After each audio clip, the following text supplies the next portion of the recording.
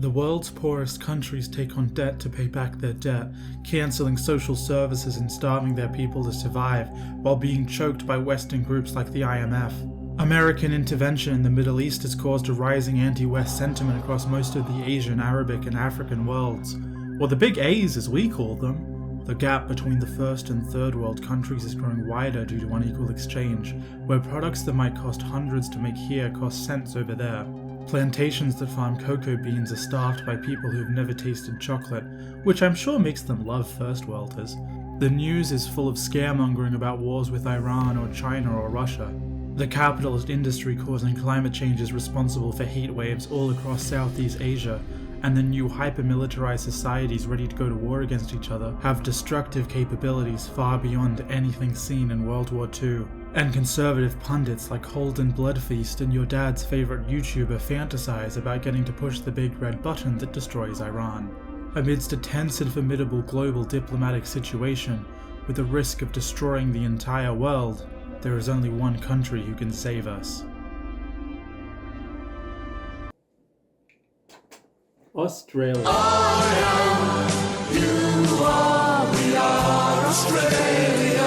It may look like this country is full of drunk racists who like being racist, turning skin peeling red in the summer, and being racist, but we're actually tactical geniuses. You may stupidly think the solution to the problem of imminent nuclear war is diplomacy, and that both a first-use or second-use nuclear policy is itself a failure to prevent nuclear war in the first place. But have you considered my insatiable desire for blood? See, as someone who reads Australian media and nothing else, I fucking crave the death of millions of people in a preventable war. To solve this problem, the tactical geniuses Australia have a new strategy.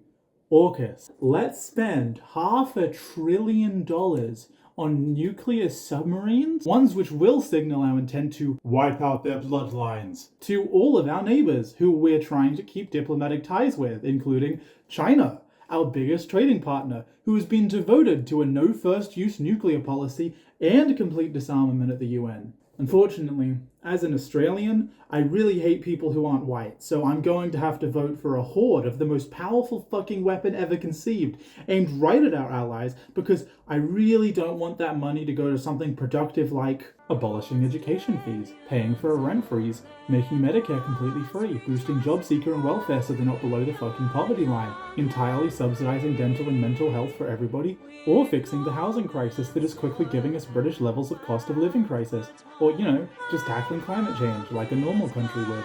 Now the next time the US goes to war, we're locked in with them. That's right, they're the ones selling us the ammo for this machine gun that we have to use, because if we didn't, what did we sacrifice all that budget for? I mean, I'm not going to be the one pressing the fire button, but the guy that is going to have to explain why he wasted $500 billion every time he doesn't press it. But fuck it. I love making my country a nuclear target for our opponents by actively letting the US use it as a military base. So when they go to China for, not being affected by sanctions enough, which is cheating, we're making ourselves an enemy. And also the closest enemy. Awesome! Don't worry though. Tactical genius Penny Wong is dealing with this issue with her entire quarter of a brain. Are we now in an arms race? But instead of talking about it, ensure we contribute to strategic balance. She says it's not actually us or America doing all this destabilizing. No, it's China. China's doing it.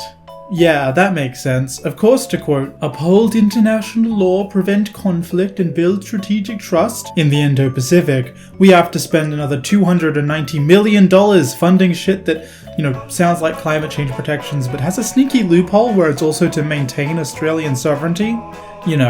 Against all those sneaky Southeast Asian nations who are always trying to steal our ocean? What? Maritime security? Penny, against who?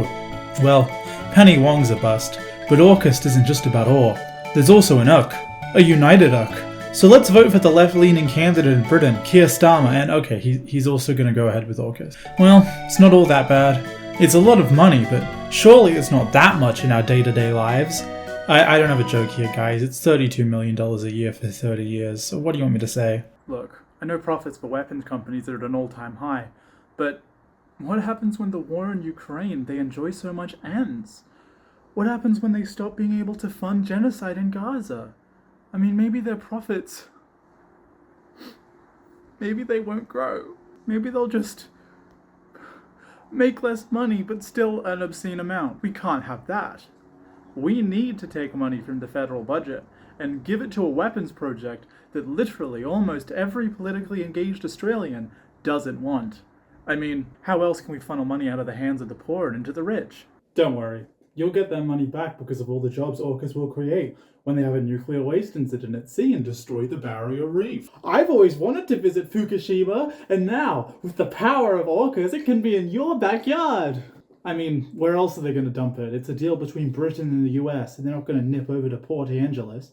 It's going to be dumped in Australia, you know, on unimportant land that nobody's really using, like a sacred Aboriginal land they've been environmentally protecting for 65,000 years.